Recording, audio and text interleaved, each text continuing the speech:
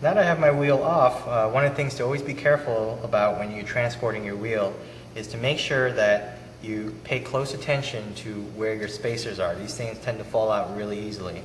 Also, what I tend to do also is take off the sprocket carrier as well as any of the rubber pieces on the back here, these pieces for the cush drive.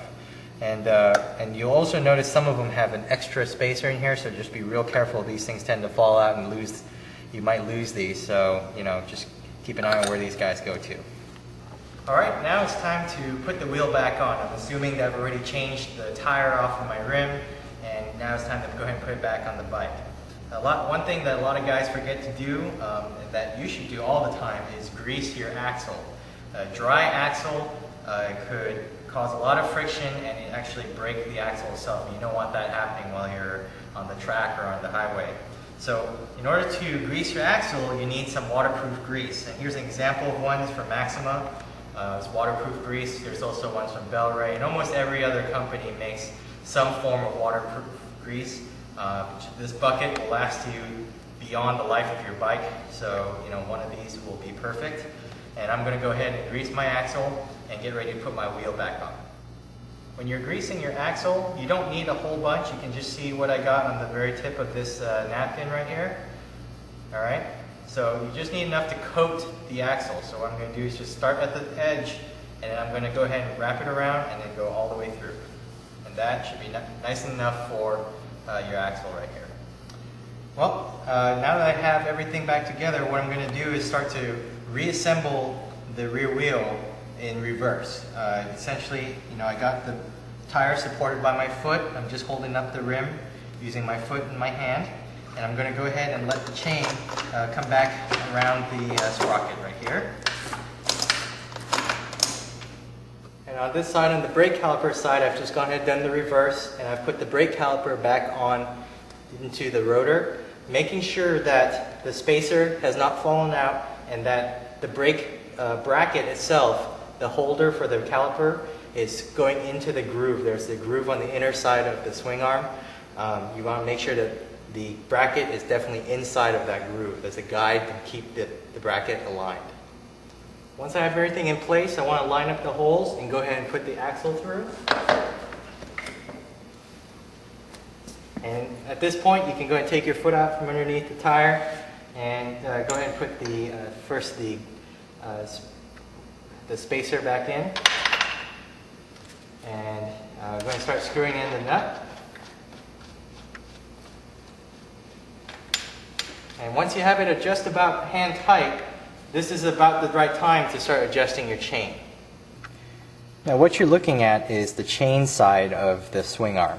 And what I want you to pay close attention to is these little ticks right in the back right here. And these ticks are guides to let you know how far or how tight your chain is. Okay. Now generally the number of ticks you see on this side should be the same as the number of ticks you see on the other side.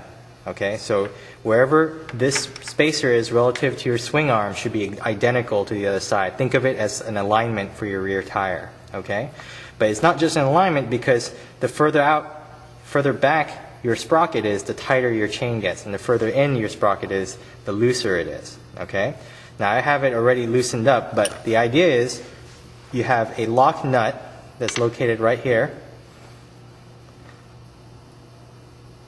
And what we're going to do with the lock nut is you make sure you go ahead and loosen this guy up. Okay, once it's loosened up, now you're free to back the chain adjuster forward or backward. Okay.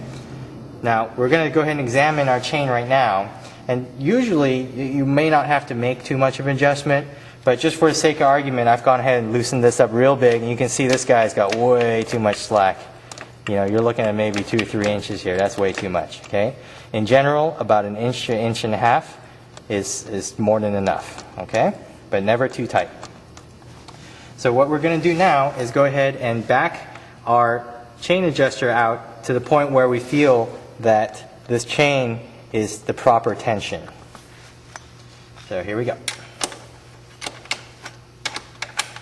Notice how at every turn of the chain adjuster you can visibly see the chain getting a little tighter and moving up a little bit more. Okay, once you see yourself getting pretty close, you might want to start, checking for the tension. And at this point, it looks actually pretty good. I'm pretty pleased with where this is. So this is a proper setting for where my chain adjustment should be. Now looking at the ticks on my swing arm, I can see that I've only got 2 ticks that are visible. And you want to remember this because you're going to do the exact same thing to the other side. Now looking on the brake side of the swing arm, I can see that I also have 2 ticks. I've adjusted it properly. And I'm going to go ahead and start tightening up the lock nut, which is this nut on the side right here. And be sure to tighten up the lock nut on the swing arm side as well. Now that I have everything put back together, the last thing to do is to tighten up the axle nut. Now, when you do this, you want to make sure you're tightening up exactly to spec. So make sure you read your service manual to find out exactly how many foot-pounds you need to adjust your torque wrench to so that you can tighten up your axle nut. I already have mine put torque down to the correct spec, and I'm going to go ahead and tighten it. This concludes my demonstration of how to change out your rear wheel and do a chain adjustment. On my next one, I'm going to show you how to do the front wheel. Until then, I hope you've enjoyed the demonstration, and I'll see you next time. My name is Jay with buymoto.com. Thanks.